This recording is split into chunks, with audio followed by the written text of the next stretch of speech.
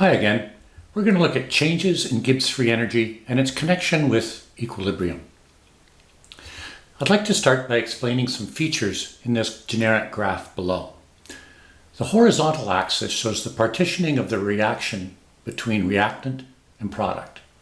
And here's the reaction I'll be referring to, A and B forming AB.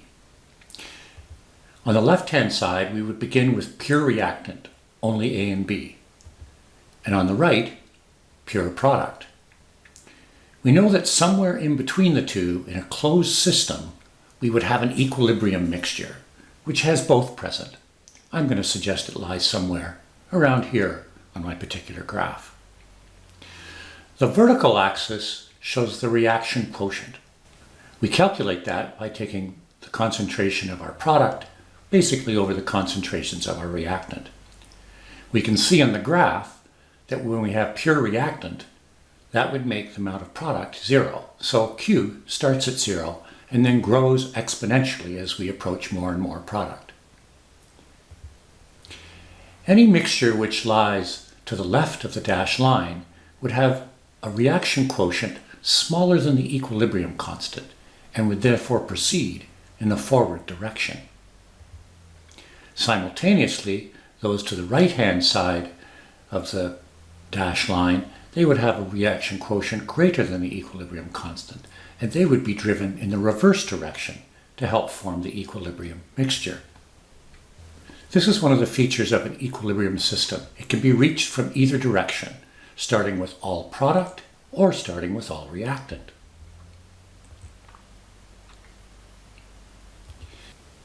In this graph, we have some changes. First thing, on the horizontal axis, I still have the partitioning between the pure reactant and the pure product. However, this time I'm going to be plotting changes in Gibbs free energy.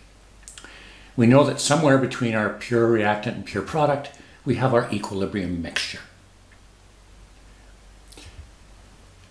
We have again regions where Q is less than K and Q is greater than K. And now we're going to plot the changes in Gibbs free energy.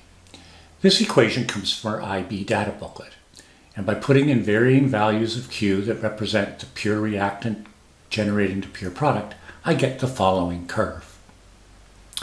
We know that the reaction is going to be spontaneous for those reactions that have negative delta G. So in this particular region, all of those Q values in this region would be less than 0, and as a result, the reaction would be spontaneous in the forward direction. In the upper right quadrant, however, Q there is greater than 0. Those reactions would have a positive delta G, and as a result, they would only be spontaneous if the reaction proceeded in the reverse direction. When the curve passes through that axis, it's of particular importance to note a few properties. When it crosses through the axis, delta G is 0. The reaction would be in equilibrium, and entropy is at its maximum. Using this idea in the equation above, I'm going to make some substitutions. So first of all, delta G is 0 at equilibrium, and we can replace Q with K. Rearranging, we get the second equation that's in our IB data booklet. Let's look at a few properties of this final equation. If delta G is negative, that could only be accomplished if the ln of K was a positive number. That means that K must be greater than 1. And we know that in equilibrium systems, when K is greater than 1, we have mostly product. Conversely, if delta G is a positive number, then we know that ln K must be negative.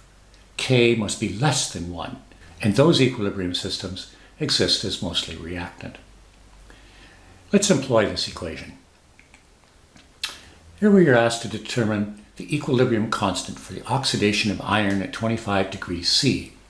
And we're given a couple of bits of information. Its delta H and its delta S values.